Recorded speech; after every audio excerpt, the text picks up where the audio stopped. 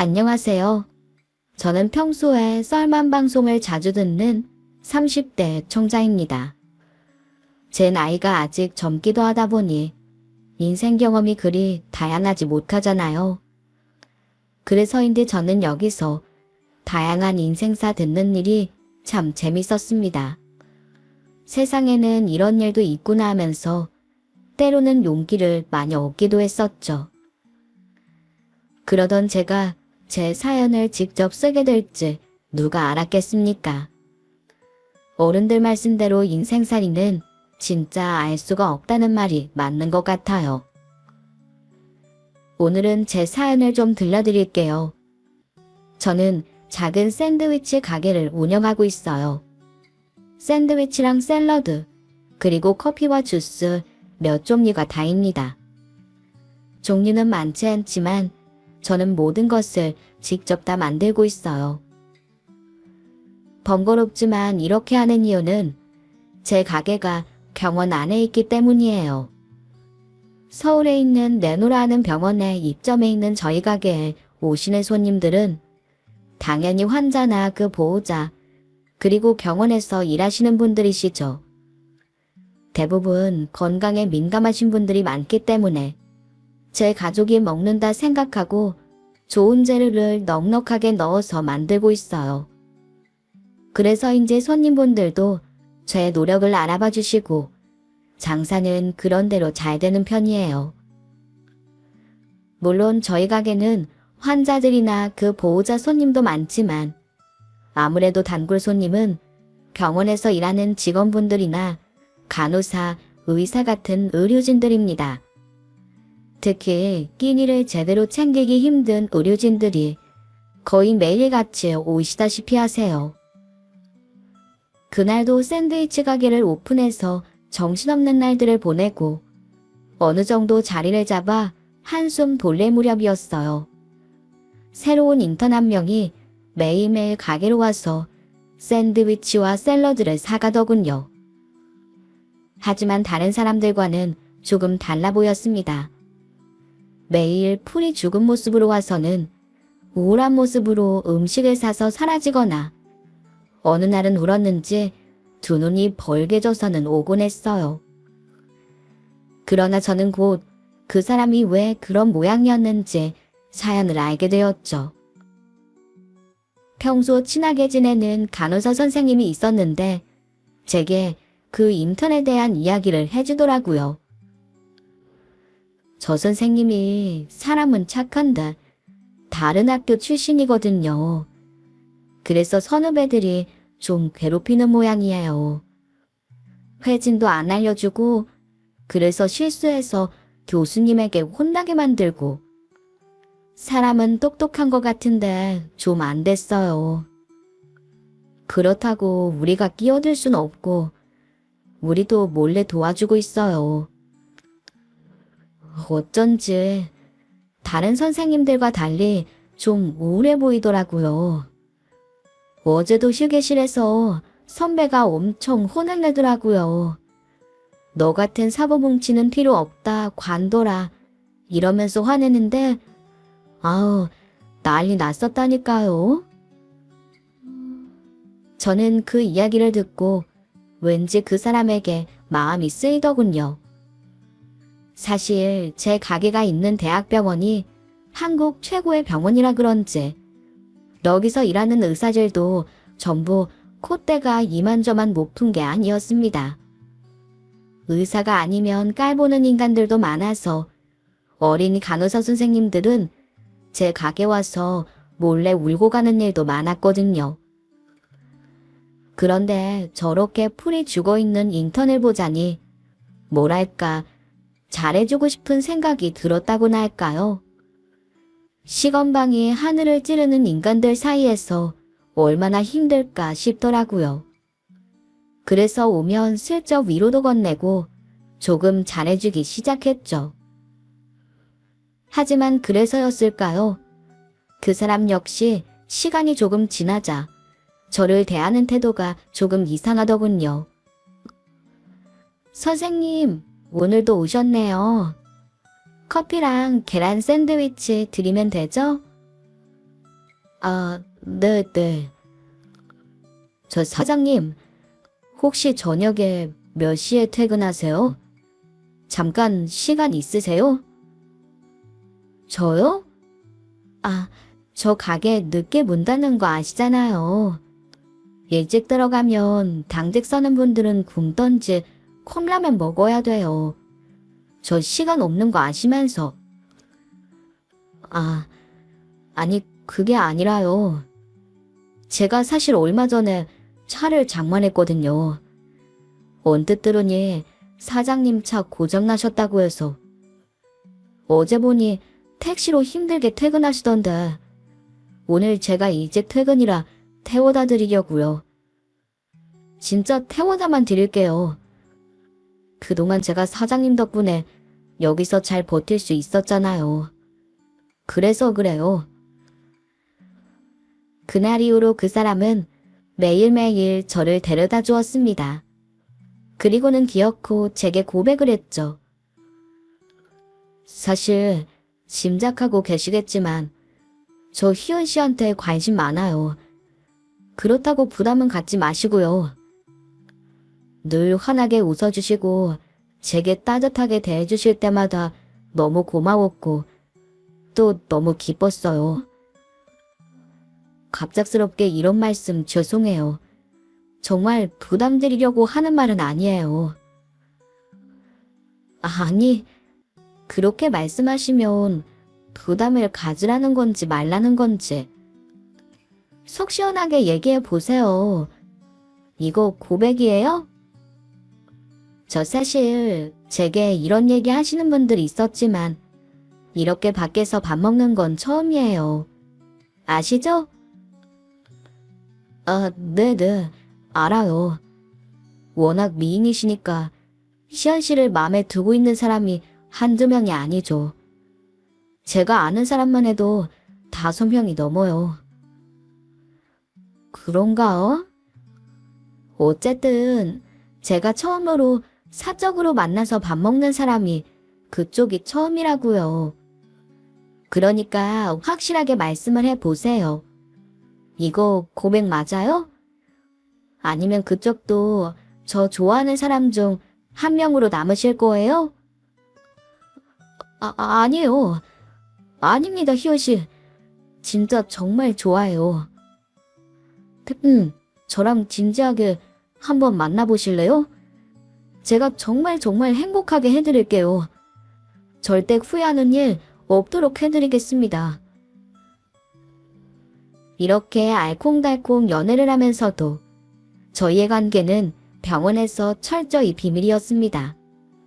처음으로 하는 사업인데 괜히 소문을 내고 싶지 않았던 제가 부탁했기 때문이었죠. 저뿐 아니라 그 역시 이제 인턴을 시작해서 일을 해야 되는데 괜히 연애를 한다는 소문이 나봤자 좋지 않은 것은 뻔했으니까요. 그때는 남자친구에게 사랑도 듬뿍 받고 있고 사업도 잘 되고 있었던 당시라 참 행복했습니다. 남자친구 역시 무사히 인턴 시절을 마치고 어느 정도 사람들과도 친해져서 레지던트 생활을 무사히 하고 있었죠. 하지만 그러던 어느 날 저는 충격적인 이야기를 듣게 되었어요. 그날은 저와 친한 간호사 선생님이 야간 근무를 하고 퇴근하던 길에 가게에 들러 제가 샌드위치 만드는 것을 보면서 이런저런 이야기를 하고 있었죠. 사장님, 그 왜 알죠? 맨날 풀 주워 다닌다고 사장님이 걱정하던 그 인턴. 아, 이제 레지던트 되셨지? 그 박 선생님 말이에요. 아, 네. 요즘은 적응 잘하시는지 밝아 보이시던데요. 이제 잘 지내시나 봐요. 세상에, 그 선생님 완전 반전이잖아요. 처음 병원 들어왔을 때는 그렇게 풀 죽어 있더니 이제 기 좀 펴고 다닌다고 후배들을 그렇게 괴롭힌대요. 사람 오래 봐야 안다더니 진짜 어이없죠. 네? 후배들을요? 그럴 사람 같진 않으시던데. 그러니까 말이에요. 알고 보니 인턴 때도 자기가 지방대 출신이라 선배들이 괴롭힌다는 식으로 이야기 퍼진 것도 본인이 다 그러고 다닌 거래요. 일 못해서 매일 사고만 치고 성격도 거만해서 선배들에게도 매일 혼나고 그랬던 거더라고요. 요즘은 후배들을 얼마나 말도 안 되는 걸로 괴롭히는지 진짜 봐줄 수가 없어요. 진짜 실망이에요. 저희 간호사들도 다 속았잖아요. 이제 전공이 달았다고 건방지기가 하늘을 찔러요. 인턴 때는 인사도 잘하고 도와달라고 그렇게 부탁도 많이 하고 저희도 안다 보여서 정말 많이 도와줬거든요. 근데 이젠 인사도 안 하고 무조건 반말이에요. 저희 수쌤에게까지 성질을 내더라니까요. 저도 보기 전까지는 못 믿었어요. 요즘 간호사 선생님들에게 너무 건방을 떤다 싶었는데 일도 많고 피곤해서 그러나 하고 넘어가려 했거든요. 근데 엊그저께는 말도 안 되는 걸로 인턴쌤에게 화내면서 차트 집어던지고 자기 실수인데도 간호사들한테 고함 지르고 요즘은 그 선생님 근무 돌아오면 간호사들끼리 한숨 쉬어요. 그 이야기를 듣는데 심장이 쿵 떨어지는 느낌이 들었어요. 저는 평소에 의사라고 자존심을 부리면서 다른 사람을 무시하는 부류들을 가장 피해왔기 때문입니다. 친한 사람의 입에서 남자친구의 다른 면을, 그것도 제가 가장 싫어하는 모습을 알게 되다니 정말 믿고 싶지 않더라고요. 뭔가 오해가 있겠거니 그렇게 생각하고 싶었습니다.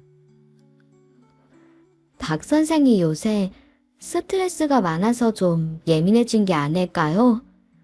그렇게 사람들을 막 대할 것 같진 않아 보였는데. 네, 이럴 줄 알았어요. 사장님도 박 선생 불쌍하다 생각하고 잘해주시죠? 저희도 그랬어요. 그랬다가 지금 다 뒤통수 맞았다니까요. 그리고 제가 사실 일부러 이런 얘기 하는 이유가 뭔지 아세요? 네? 이유요? 사실 저라고 병원 사람들 뒷말하고 다니는 거 잘하는 일은 아니라는 거 알아요. 근데 박 선생이 사장님 노리고 있는 것 같아요. 전에는 어떤 선생이 사장님 미인이셔서 샌드위치 사러 갈 때마다 떨린다고 그랬거든요. 그랬더니 네가 뭔데 그러냐면서 사장님이 니까짓 거 쳐다나 볼 줄 아냐고 막 엄청 갈구더라고요. 조금이라도 사장님 이야기 나오면 눈에 불을 켜고 달려들어요. 사장님한테 관심 있는 것 같죠? 아, 에이, 설마요. 그냥 좀 잘해드렸으니까 그러시는 거겠죠. 아니에요. 분명히 마음 있다니까요. 저희 전부 다 박 선생이 사장님 좋아한다고 생각하고 있었거든요. 저번에는 짐도 들어다 줬다면서요? 근데 그 인간 누구 도와줄 사람이 절대 아니거든요. 근데 저번 주엔 또 사장님 미인이고 친절하셔서 너무 좋다 이러는 후배를 엄청 갈구는 거예요. 그래서 수쌤이 웃으면서 박 선생, 사장님 엄청 좋아하시는구나 이랬거든요. 근데 이 인간이 수쌤 보면서 피식거리면서 이러는 거예요. 아니, 제가 의사인데 설마 병원 매점 아가씨랑 사귀겠어요? 사람도 수준이 맞아야지. 야, 너도 정신 차려. 의사식이나 돼가지고 고작 매점 아가씨 보고 이쁘니 뭐니 그러고 있냐? 매점 하는 집 사위 되려고 의사 됐냐? 이러더라고요. 저는 그 자리에 멈춰서서 아무것도 할 수가 없었어요. 처음에는 우리 사이를 감추기 위해서 한 말이라고 치더라도 이건 정도가 너무 심한 거 아닌가요? 제가 이 이야기 할까 말까 고민 많이 했어요. 그런데 사장님 보니까 박 선생 좋게 보고 계신 것 같고, 박 선생도 말은 그렇게 해놓고 여기 와서 엄청 착한 척 사장님한테 수작 부리는 거 보니까 도저히 참을 수가 없더라고요. 그래서 일부러 이런 얘기 하는 거예요. 기분 상하셨다면 죄송해요. 하지만 그 사람 멀리 하세요. 이건 진심이에요. 하루 종일 머릿속이 어지러웠습니다. 저를 두고 매점 아가씨라고 말한 것도 걸렸지만 수준 은근한 것은 도저히 잊혀지지가 않았어요. 하지만 생각해보면 그 사람은 제게 단 한 번도 미래의 계획에 대해 이야기를 꺼낸 적이 없었어요. 물론 저 역시 가게에 집중하느라 결혼 같은 미래에 대해서 생각할 겨를이 없어서 신경 쓰지 않았었죠.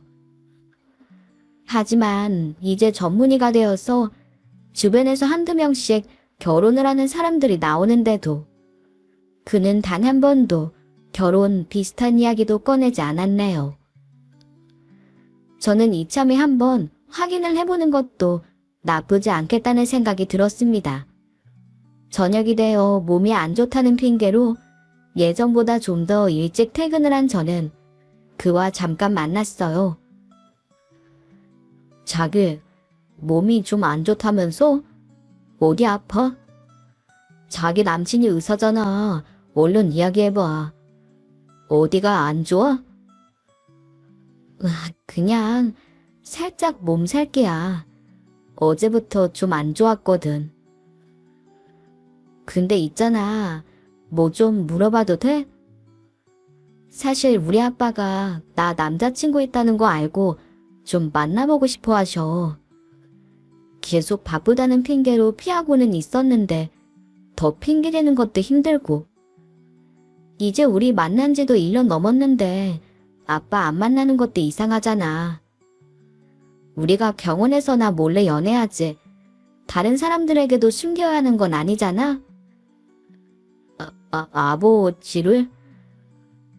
근데 내가 아직 자리를 못 잡았잖아. 병원에서도 아직 불안하고. 내가 어느 정도 자리도 잡고 나서 정식으로 인사드리는 게 어때? 내가 아직 내세울 게 별로 없어서 그래. 자기가 어디가 어때서? 레지던트 생활도 잘하고 있는데.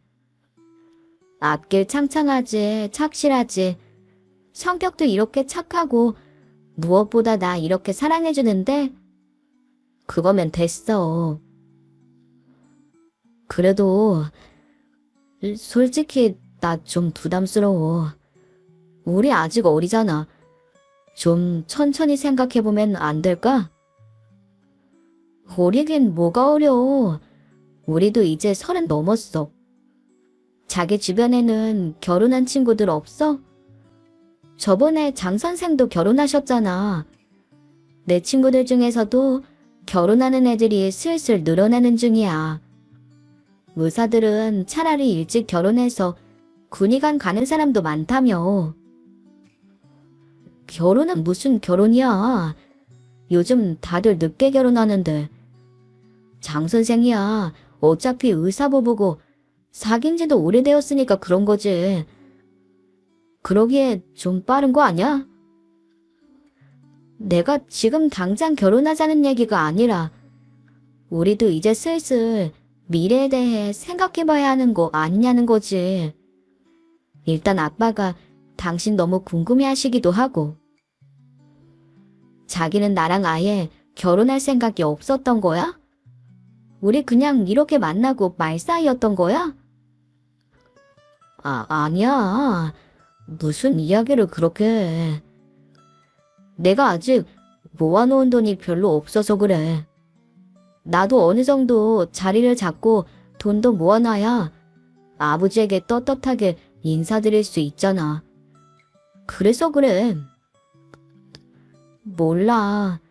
아빠가 빨리 자리 만들라고 성화야. 안 그럼 당장 헤어지래. 그런 무책임한 놈이랑은 만나지 말래. 어떡해? 아, 알았어. 그럼 조금만 시간을 줘. 이번 달은 내가 좀 바쁘잖아. 다음 달은 괜찮을 것 같아. 그때 뵙는 걸로 하자. 어때? 응? 그는 당황해하며 제게 얼결에 약속을 하고 말았습니다. 하지만 그가 저희 아빠를 만나는 걸 원하지 않는다는 것을 저는 단번에 알아챌 수 있었죠. 물론 정말로 부담스러워서 그럴 수도 있다고 생각했지만 결혼 이야기가 나오자 화들짝 정색하던 그의 표정이 이상하게 만에 걸렸어요. 물론 저는 아버지에게 남자친구 이야기는 입 밖으로도 꺼내지 않았어요. 그동안은 아버지가 반대하는 사업하면서 연애까지 한다는 얘기를 하고 싶지 않아서였지만 이젠 이따위 인간을 별로 입에 올리고 싶지가 않아서였습니다. 다만 이 인간이 언제까지 이렇게 나올지 보고 싶을 뿐이었어요. 그런데 어느 날 이 인간에게서 이런 문자가 오더군요. 자기야, 저번에 아버지 뵙기로 한 거 이왕 이렇게 된 거 우리 어머니랑 함께 뵈면 어떨까? 사실 우리 어머니도 자기 궁금해해서 만나고 싶어 하셔. 같이 얼굴 보자. 어머니를 같이 보자고. 우리 아버지랑 다 같이 만나자는 거야? 그래. 이왕 이렇게 된 거 자기는 아버지 모시고 와. 난 어머니랑 나갈게. 같이 한 번에 얼굴 보면 좋잖아. 어때? 이번 주 주말에 바로 보자고 하시는데. 저는 그제야 아버지에게 전화를 걸어 사실을 이야기했습니다. 그런데 제 이야기를 듣던 아버지도 이 부분에선 역시 의아해하셨죠. 어머니랑 같이 나온다고? 아니, 나도 그 청년을 아직 보지도 못했는데. 넌 따로 가서 뵌 적 있니? 아니, 없어요. 각자 부모님은 만난 적이 없어요. 처음이에요. 그런데 각자 부모님 모시고 만나자니 이거 상견례도 아니고. 니들 혹시 결혼하기로 했니? 혹시 너 임신했니? 아빠, 그런 거 아니에요. 결혼 약속도 아직 안 했어. 그냥 내가 아버지 뵈러 가자고 하니까 이 일이 이렇게 됐어. 아무튼 주말에 올라오세요. 괜찮으시죠? 아, 이 녀석이 미리미리 이야기를 좀 하지 녀석아. 화원 일이 장난인 줄 알아? 요즘 한창 바쁜 때인데. 참, 너 가서 딴소리 하면 혼난다. 갑자기 애기 초음파 사진 이런 거 들이밀면 아주 혼날 줄 알아. 알았어? 아버지는 말은 그렇게 하시면서도 뭔가 기대가 되시는 듯 즐거운 듯한 목소리셨습니다. 그리고는 약속된 전날 저녁에 두 손 가득 짐을 바리바리 들고 오셨죠. 하지만 약속 장소에 도착해 남자친구와 그 어머니의 얼굴을 본 순간 이런 기대는 잘못된 것이라는 것을 곧바로 깨달을 수 있었네요. 약속 장소는 호텔 안 고급 중식당이었어요. 중국 음식을 좋아하는 남자친구의 취함을 고려해서 아버지가 직접 예약하신 곳이었습니다. 이미 그 사람과 어머니가 도착해 있다는 안내를 받고 따로 예약한 고급 벨실 문을 열고 우리가 들어서는데도 남자친구의 어머니는 저희를 본 채 만취하더군요. 자리에 떡하니 팔짱을 끼고 앉아 거만하고 도도한 표정으로 우리를 힐끗 쳐다보더니 픽하는 비웃음마저 흐였습니다. 그리고는 대놓고 이런 이야기를 들으라고 하더군요. 식사는 나중에 주문할게요. 이런 중국집에서 먹을 거나 있는지 모르겠지만 얘, 네가 뭘 잘 모르나 본데 어른들 만날 때는 이런 중국집 예약하는 거 아니야. 하긴 수준이 이런 데밖에 모르겠지. 호텔 안에 있으면 다 좋은 식당인 줄 아니? 저 어머님, 저 사람이 중국 음식 좋아한다고 해서 일부러 여기로 예약한 거예요. 여기가 싫었으면 미리 말씀하시지. 무슨 말씀을 그렇게 하세요. 수준이 어쩌고 그런 이야기가 왜 나오나요? 어머머, 두 눈 부릅뜨고 말하는 것 좀 봐. 너 나 오늘 처음 보는 거 아니니? 남자친구 어머니면 너한테 엄청 어려운 사람이야. 근데 지적 좀 받았다고 파르르 하는 것 좀 봐. 이런 건 굳이 말하지 않아도 알아야지. 거기서 사람 센스라는 게 나오는 거야. 하긴 얼굴 하나 믿고 사는 아가씨 같은 사람이 그런 걸 알까 몰라. 그런데 이쯤 되니 가만히 상황을 지켜보시던 아버지도 참지 못하셨습니다. 그만하세요. 장소가 싫었으면 그걸로 그치면 되지. 왜 내 딸에 대해 함부로 얘기합니까? 지금 처음 보자마자 까내리고 트집을 잡는데 누가 좋은 말을 합니까? 하지만 그 여자는 눈도 깜짝하지 않고 이렇게 말하더군요. 그래요. 내가 보자마자 택내 따님 보기 싫어서 트집 좀 잡았어요. 아니, 트집이 아니지. 센스 없는 건 사실이니까. 내가 오늘 기가 막혀서 나왔어요. 기가 막혀서. 그래, 우리 아들이 택내 따님이랑 좀 사귀었다 칩시다. 뭐 오늘 보니 얼굴도 예쁘고 몸매도 좋아서 어떻게 꼬리쳐서 거기 순한 우리 아들이 넘어가서 좀 사귀게 됐다고 쳐요. 그렇다고 어딜 우리 의사 아들을 넘봐요. 고작 병원 매점에서 일하는 주제.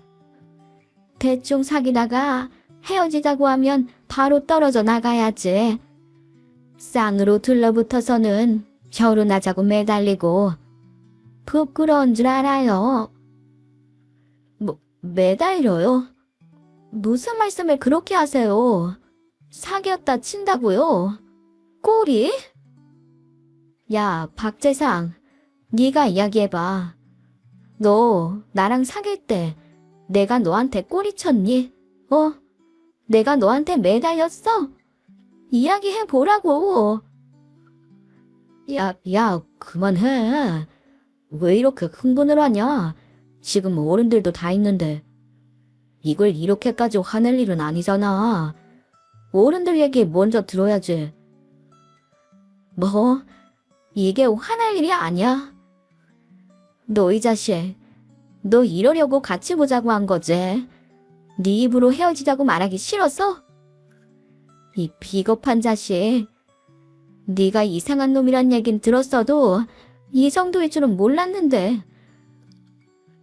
너 조용히 안 하니? 이게 감히 누구 아들한테 언성을 높여? 배운 것도 없고 머리도 나쁜 게 아주 싸가지도 없네.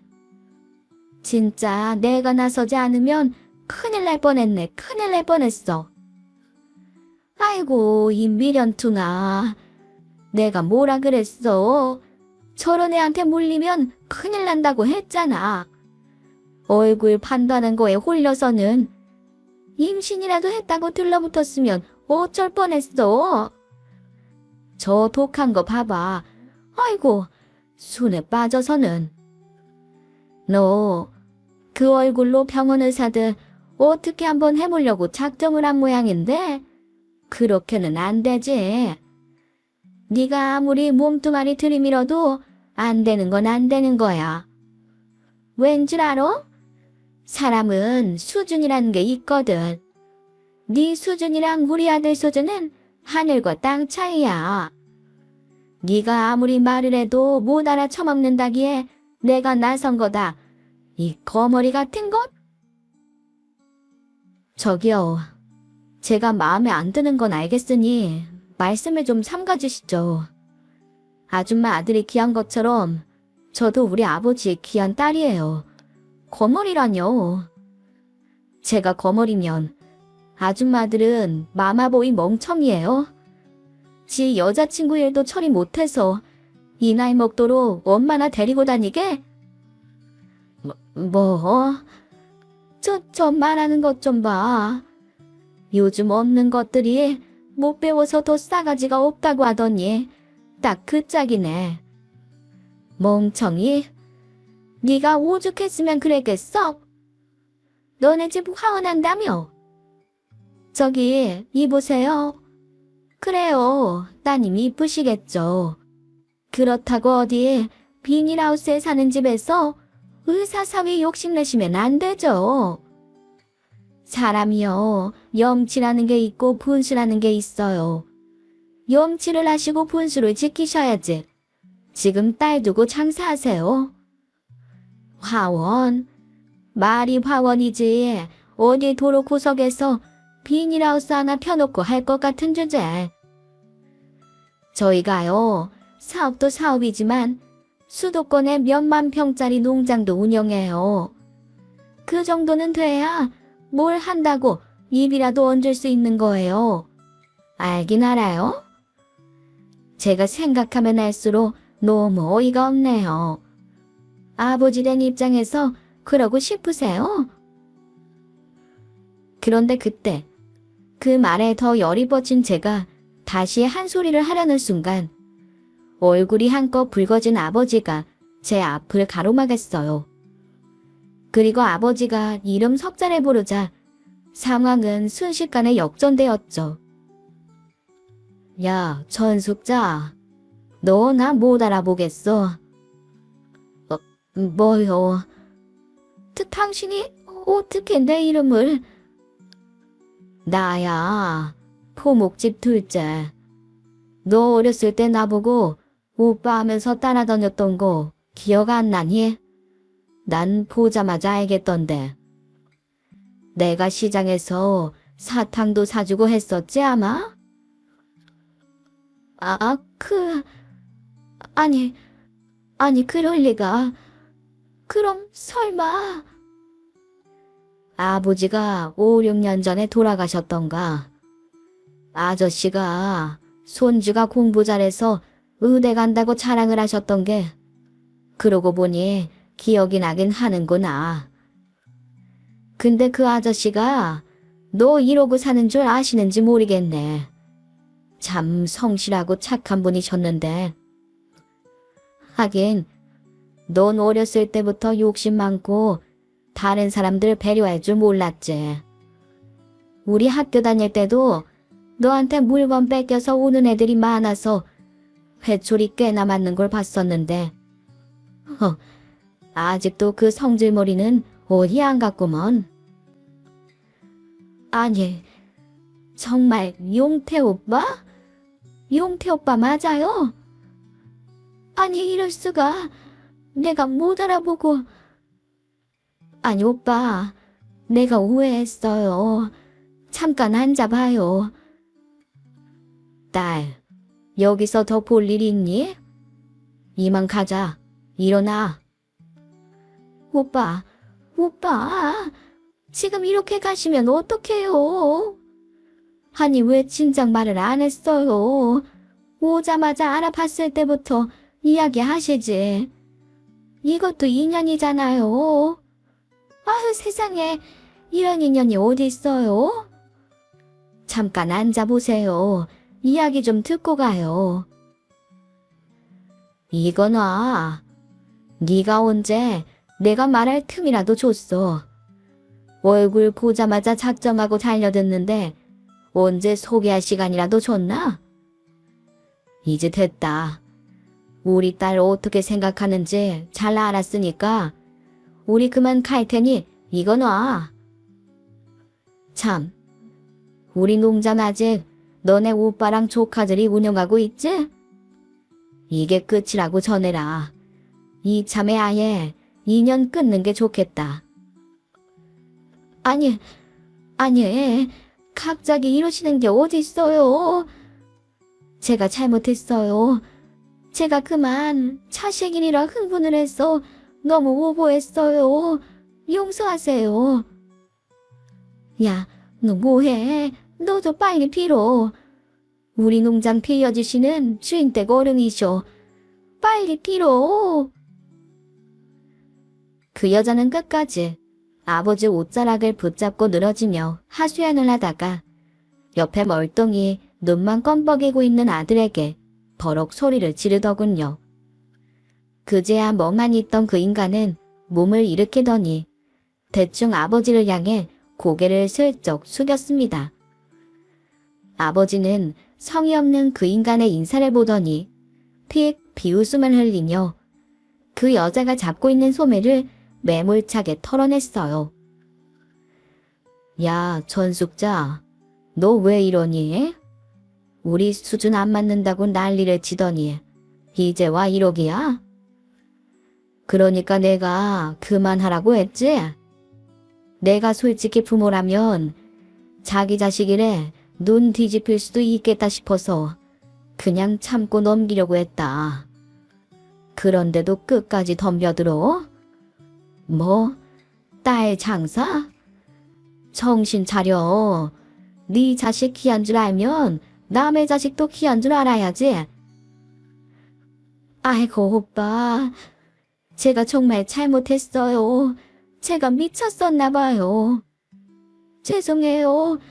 진짜 이번만 용서해 주세요. 그리고 애들 계속 만나게 해주세요. 제가 사람도 못 알아보고 죽을 죄를 지었어요. 됐다. 죽을 죄는 무슨 죽을 죄야. 니들은 그냥 그렇게 잘난 사람끼리 잘 먹고 잘 살아라. 애들? 내가 만나라고 해도 우리 딸은 네 아들놈한테 오만정 다 떨어졌을걸? 안 그러니? 갑자기 펼쳐진 상황에 저는 자세한 내막이 궁금했지만 일단 더 이상 그 자리에 있고 싶진 않았어요. 저 역시 미련 없이 자리를 박차고 일어났네요. 물어봐야 입만 아파. 애초에 저런 자식을 만났던 내 스스로가 한심해질 지경이야. 빨리 가자, 아빠. 안 돼, 잠깐만. 그럼 우리 농장을? 오빠, 오라버니, 우리 농장은요. 우리 그거 없으면 안 돼요. 네? 그거 없으면 우리 대체 뭐 먹고 살아요? 우리 오빠랑 조카들은 무슨 죄예요? 내가 왜 그것까지 신경 써야 하니? 네 오빠랑 조카들은 너같이 어리석고 경우 없는 동생과 고모를 둔 죗값을 받아야지 어쩌겠니? 평생 우리 집에서 열심히 일을 해주신 너희 아버지 생각해서 그 자식들 좀 편하게 살게 해주려고 내가 농장 운영 맡겼더니 이렇게 생색을 내면서 살고 있을 줄은 몰랐네. 안 그래도 요즘 농장 돌아가는 꼴이 마음에 들지 않는 터였어. 이참에 잘 됐다 싶다. 2년은 2년인가 보다. 날 도와주려고 하늘이 내려준 2년 말이다. 그 여자는 바닥에 주저앉아 통곡을 하며 아예 싹싹 빌고 있었습니다. 하지만 우리는 돌아섰어요. 우리가 밖으로 나가려고 하자 그제야 사태를 파악한 듯 남친, 아니 그 인간이 갑자기 제 앞을 막아서더군요. 그리고는 제 손을 붙잡았습니다. 저는 짜증에 치솟아 그 더러운 손길을 뿌리치며 말했네요. 자기야 어디가? 내가 미안해. 우리 엄마가 좀 오버했지? 나도 우리 엄마가 이 정도일 줄은 몰랐어. 우리 이야기 좀 하자, 응? 비켜. 할 말 없어, 이 비겁한 자식아. 앞으로 내 가게 근처에는 얼씬도 하지 마라. 눈앞에도 띄지 말고. 안 그럼 내가 병원에서 무슨 짓을 벌일지 나도 모르니까. 왜 이래? 난 진짜 우리 엄마가 저럴 줄 몰랐어. 진짜야. 난 정말 소개만 시켜주려고 나온 거야. 나 자기 사랑해. 진심이야. 아님 내가 어머니까지 모시고 왔겠어? 아버님, 정말입니다. 오해예요. 저는 힘차게 그 인간의 뺨을 올려붙였습니다. 갑작스러운 저의 일격에 그는 뺨을 감싸쥐고 뒤로 물러났어요.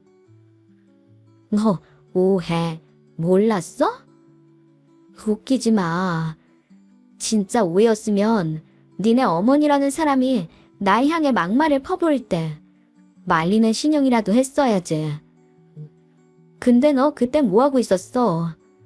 혼자 먼 산 보고 실실 쪼개고 있는 거 내가 못 본 줄 알아.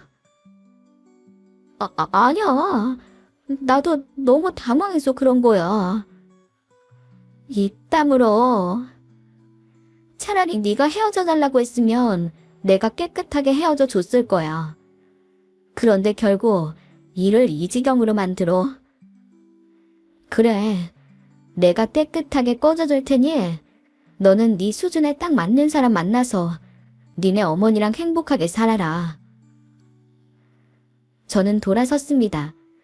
그가 다시 매달리려고 했지만 아버지가 중간에 끼어들어서 그를 매섭게 노려보셨고 그 인간은 움직이지 못하더군요. 방에 나오자 아는 그 여자의 통곡 소리와 자신의 어머니를 향해 분노를 터뜨리는 그 남자의 악다구니로 또 한바탕 난리가 났네요. 저희는 식당 측에 사과를 하고 그대로 집으로 돌아왔죠. 아빠, 근데 이게 다 무슨 소리예요? 지금 저 아줌마 아빠 아는 사람이에요? 요민농장 아저씨랑 형제야? 아니, 아빠 어릴 때부터 아는 사이였어. 맞아. 아빠가 어릴 때 포목집을 크게 해서 집에 일하는 사람이 많았어. 저 여자 아빠도 그중 한 명이었는데 성실하고 근면해서 할아버지가 아끼셨지. 참 순박한 아저씨였는데. 할아버지 돌아가시면서 아빠가 포목집 물려받을 때 다른 직원들은 다 다른 가게 얻어 나갔는데 끝까지 우리 가게에서 군말 없이 일만 하다 돌아가신 분이야. 나도 들은 것 같다. 아빠가 나중에 사업 확장할 때 그 아저씨 사정 딱 해서 땅을 좀 사서 운영할 수 있게 해줬다고. 이제 그 자식들이 운영하고 있다며. 맞아. 그분이 사정이 많이 어려우셨어. 사정이 너무 딱해서 내가 그냥 무상으로 빌려준 거지. 자식들까지는 먹고 살 걱정하지 말라는 뜻이었는데 이렇게 아나무인이 될 줄이야. 농장하면서 형편이 많이 나아져서 지금은 넉넉하게 살 텐데 본인들이 받은 만큼 베풀며 살라는 뜻이었건만. 그 할아버지 나도 기억나. 아빠랑 나 볼 때마다 은인이라고 엄청 고마워하시고 잘해주셨는데 그 할아버지 돌아가시고 나서는 그 자식들은 아예 당연하게 생각하고 인사는커녕 운영도 제대로 안 된다고 아빠가 싫어하지 않았어? 그렇다고 처분하려니 마음에 걸린다더니 잘 됐지 뭐. 맞아. 별걸 다 기억하네. 이것도 인연인지 악연인지 어떻게 만나도 그 집 손주를 만나니 너도. 그 아버지가 자기 손주가 의대 갔다고 그렇게나 자랑을 하셨는데 그 손주가 내 딸에게 이렇게 상처를 줄지 누가 알았겠어. 고얀 놈. 내 절대 그냥 못 넘어간다. 잘 됐어. 이참에 아예 인연을 전부 끊어내야겠어. 마음 약해졌었는데 고마워하지도 않는 집구석을 내가 잡고 있을 필요가 없었네. 상처는 누가 상처를 받았다 그래. 짜증나. 나 이제 연애 안 하려고. 내가 남자 보는 눈이 이렇게 없었나 싶어. 저희는 이런 이야기를 하며 집으로 돌아와 각자의 일상으로 돌아갔습니다. 볼 꼴 못 볼 꼴까지 다 봐서 그런지 한 톨의 미련도 남지 않더군요. 오히려 앓던 이가 빠진 느낌이라고나 할까요? 속이 다 후련했네요. 그 바보 천치 같은 놈은 그제야 미련이 남았던 건지 다음날 제가 출근하기도 전에 가게 앞에 서 있더군요. 그리고 절 보자마자 급히 다가와서 작은 목소리로 제게 말을 걸었습니다. 자기야, 우리 이야기 좀 하자. 하지만 저는 온 병원이 떠나가라. 로비가 쩌렁쩌렁 울리도록 큰 소리로 대바자쳤죠. 자기라니요. 선생님, 진짜 왜 이러세요? 제가 싫다고 분명히 말씀드렸잖아요. 이러시면 곤란해요. 아니, 왜 이래? 목소리 좀 낮춰. 다 듣겠어. 그러니까요. 소문나는 게 그렇게 무서우신 분이 대체 왜 이러세요? 제발 전화 좀 그만하시고 이제 그만 좀 쫓아다니세요. 이럼 스토커로 신고할 거예요. 제발, 제발. 내가 잘못했어. 응? 이렇게 무릎 꿇고 빌게. 오. 그는 갑자기 안 되겠다 싶었는지 제 앞에 철퍼덕 무릎을 꿇고 빌기 시작하더군요. 정말 어이가 없었습니다. 과연 내가 자기 집안을 살린 사람의 딸이 아니었어도 이랬을까요? 내가 그냥 평범하게 작은 샌드위치 가게를 하고 있는 사람이었다면 어제 저는 온갖 수모를 당하며 그냥 눈물바람으로 쫓겨나와야 했겠죠. 쇼하지 마. 너 이거 우리 집안 이야기 듣고 이러는 거 내가 모를 줄 알아? 니네 엄마가 가서 무릎이라도 꿇으라고 시키니? 역겨우니까 그만하고 꺼져. 경비들한테 붙들려서 끌려가고 싶지 않으면. 자기야, 제발. 진짜 오해야. 내 입장 좀 들어줘. 부탁이야. 난 진짜 몰랐어. 맹세해. 엄마가 그렇게까지 할 줄은 상상도 못했다고. 알았다면 내가 거길 오라고 했겠어? 알았으니까 오라고 하셨겠지.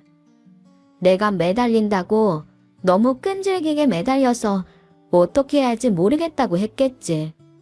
내가 안 봐도 뻔해. 그러면서 독한 말로 좀 떼내달라고 한 거 내가 모를 줄 알아? 됐다. 사람들 쳐다보기 시작하는데 어떡할래? 경비한테 끌려갈래? 경찰한테 끌려갈래? 이대로 신고해? 아니야. 일어날게. 일어나. 다시는 내 앞에 나타나지 마라. 나 그럼 곧바로 신고할 거야. 그리고 비닐하우스? 내가 너 무식한 줄 알았지만 이렇게까지 무식할 줄이야. 우리 아빠가 하시는 화원, 경기도 일대에서 가장 규모가 큰 곳이야. 식물원에 카페까지 있고 방문객만 주말에는 10,000명이 넘어. 하긴 네가 언제 그런 곳을 가봤겠니? 가서 네 수준에 딱 맞는 사람들이랑 잘 지내봐. 난 바쁘니 가봐야겠다. 아참, 그리고 이 병원 병원장님 우리 큰아빠야. 참고하라고. 저는 눈을 휘둥그레 뜨는 그를 뒤로하고 가게 일을 하기 위해 자리를 떠났습니다. 그 사람이 고작 길가 작은 화원으로 알고 있는 아버지의 화원은 어마어마한 규모입니다. 식물원 테마의 대형 카페를 끼고 있어서 주말은 입장 대기까지 있는 곳이에요. 식물과 자연을 좋아하는 어머니와 함께 아버지가 평생 일구신 것이죠. 그 외에도 다른 사업을 여러 개 하시고 계신 아버지는 시내 건물도 여러 채와 집도 여러 채를 가지고 있습니다. 혐을 두고 아버지가 할아버지 사업을 물려받으신 이유는 큰아버지가 계속 공부를 하셨기 때문이에요. 유난히 공부를 잘하셨다고 하는 큰아버지는 의대 진학하셔서 지금은 제가 일하고 있는 이 대학병원의 병원장으로 계십니다. 물론 병원에서 이 사실을 아는 사람은 아무도 없어요. 저 역시 정당한 방법으로 이곳에 입찰을 해서 계약금을 내고 들어온 거였으니까요. 평생 아버지의 금전적 지원으로 공부를 하고 유학까지 다녀오신 큰아버지는 저를 끔찍하게 여기십니다. 조카가 아니라 막내딸이라고 생각하고 계시죠. 그래서 제가 처음 사업을 한다고 했을 때 이 병원의 입점에 대해 정보를 주시고 꼭 들어오라고 사정사정 하셨네요. 예쁜 얼굴 매일 보고 싶으시다고요.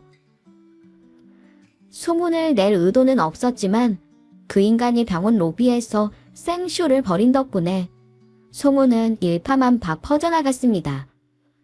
그 인간이 저를 스토커처럼 쫓아다닌다고 말이죠. 나중에야 그 인간이 사실 우리가 사귀던 사이라고 항변해봤지만 평소에도 평판이 안 좋던 인간의 말을 믿어주는 사람은 없었습니다. 저는 더 이상 구설수에 엮이기도 싫었고 이쯤 하면 더 큰 물에서 사업을 할 시기이기도 해서 가게를 바로 접어버렸어요. 상황을 전해 듣고 격노한 큰아버지는 그 인간의 모든 행실을 전해 듣게 되었습니다. 이때다 싶어 온갖 제보가 쏟아지자 그 인간은 병원에서 가차없이 해고당했다고 들었네요. 아버지 역시 들어가자마자 그 집안 인간들에게 한 달 안에 농장을 비우고 집을 비우라고 통보했다더군요. 근데 그 인간들의 반응이 참 황당하더랍니다. 아니, 사장님이 뭔데 이 집을 비우라 마라, 농장을 비우라 마라 합니까? 여기는 저희가 20년 가까이 피땀 흘려 운영해 온 곳이에요. 아무리 사장님이라고 해도 이러실 권리는 없죠? 희부시게들, 진짜 몰라? 여기 이 땅 다 내 거야. 당신들이 사는 집 저것도 다 내 명이라고? 여기 이 계약서 안 보여. 당신 할아버지 돌아가시고 자네 아버지가 계약 승계해달라고 사정사정해서 나랑 다시 계약했어. 자네 아버지한테 가서 물어봐. 여긴 엄연히 내 땅이고 내가 그동안 임대료도 안 받고 사용료만 약간 받았을 뿐이라고. 근데 이젠 도저히 안 되겠네. 뭐예요?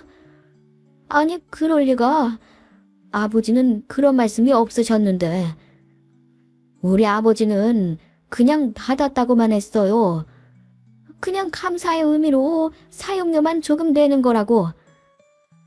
아니, 아무리 그래도 갑자기 이런 법이 어딨어요. 아니, 우린 어떻게 살라고요? 이런 법이 있어요. 다 이러려고 겁이 있는 거예요, 이 사람아. 그럼 나는 공짜로 집도 주고 땅도 주는데 결국 이런 프레접이나 받으라는 법은 어디 있나? 그것도 30년 가까이 공짜로 빌려줬는데 이제 더 이상은 안 되겠어. 고마움을 모르는 인간들에게는 배려를 해봤자 지들 권리인 줄만 알지 은혜를 몰라. 당장 다음 달까지 전부 비우지 않으면 다음 달엔 경찰이랑 올 줄 알아.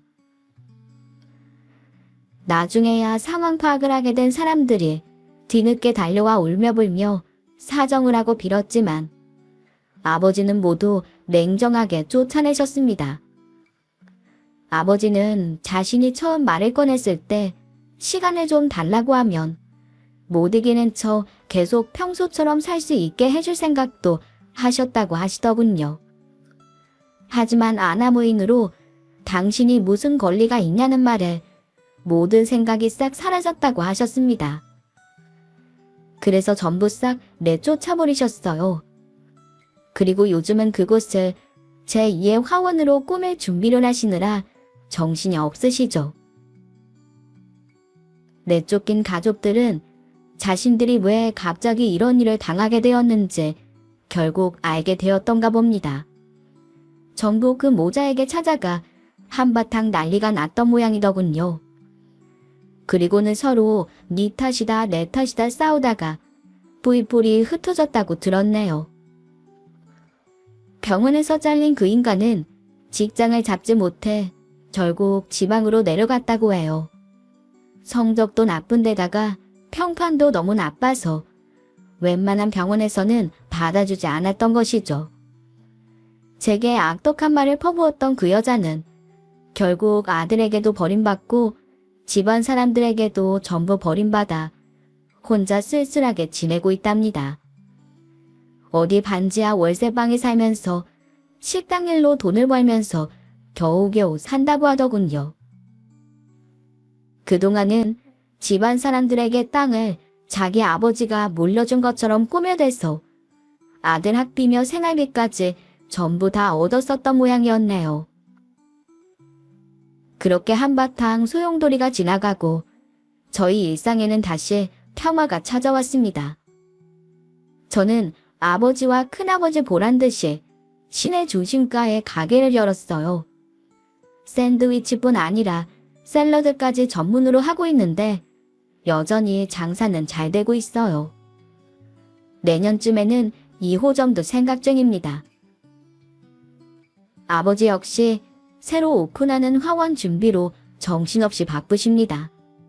사업 역시 훨씬 번창하시는 중이시죠.